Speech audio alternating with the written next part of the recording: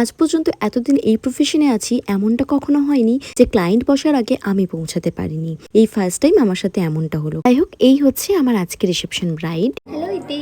High প্রিয়া। আজকে কেমন look চাই? আজ ঠিক ওই পারো টাইপের লুক হবে। আগের দিনে যেমন আইস করেছিলে ওরকমই আইস হবে। টানা হবে না শর্ট থাকবে? একটু না টানা টানা হবে। আজকে টানাটা একটু কম হবে, তাই তো? হ্যাঁ, একটু কম করবে। মানে আগের দিনের লুকটা এতটাই সুন্দর ছিল, আমাকে রীতিমতো লোক ধরে ধরে বলেছে তোমাকে, কেউ বলছে দুর্গা ঠাকুর লাগছে, কেউ বলছে লক্ষ্মী ঠাকুর লাগছে। আর মেকআপটা আমি রিমুভ করেছি পরের দিন সকালে এসে, ওই আড়াইটা নাগাদ। হ্যাঁ, দুপুরে এসে ঠিক আড়াইটা নাগাদ আমি মেকআপটা রিমুভ করেছি। অনেকক্ষণ স্টে করেছি। হ্যাঁ, অনেকক্ষণ স্টে করেছি, জানো তো, ভীষণ সুন্দর ছিল। আমি ছবিটা অ্যাড করে দেবো এখানে, অবশ্যই। ভীষণ সুন্দর ছিল। আমি তোমার উপর পুরো ভরসা আছে। আজকেও ঠিক আমাকে ওই লক্ষ্মী ঠাকুর আর দুর্গা ঠাকুর এই কমপ্লিমেন্টটা আমি পেতে চাই। একদম হয়ে যাবে। ওকে। ব্রাইডের কাছ থেকে শুনলেই যে মেকআপটা কতক্ষণ লাস্টিং করেছিল তার ছোট্ট একটা রিভিউ আমাকে দিয়েছিল, সেটাই তোমাদের সাথে শেয়ারও করে দিলাম। যেহেতু ব্রাইডের কাছে পৌঁছাতে লেট করেছিলাম, তাই একটু তাড়াহুড়ো করে মেকআপটা কমপ্লিট করেছিলাম। এই ব্রাইডি তাকাও, কেমন লাগছে নিজেকে? এটা তোমার ভিউয়ার্সরা বলবে যে কেমন লাগছে আমার।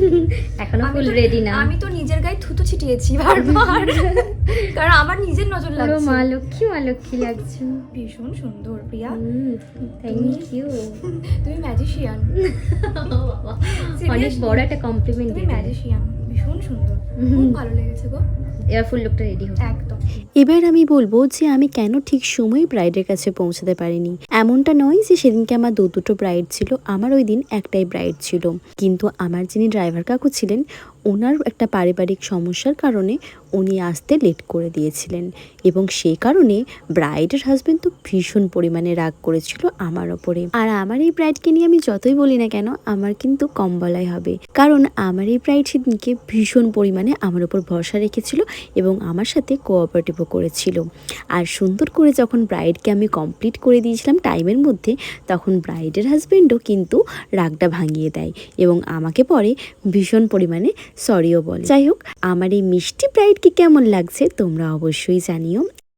এবার বলো ফাইনাল লুকটা কেমন লাগলো? কিছু বলতে পারবো না আমি, মানে অসাধারণ।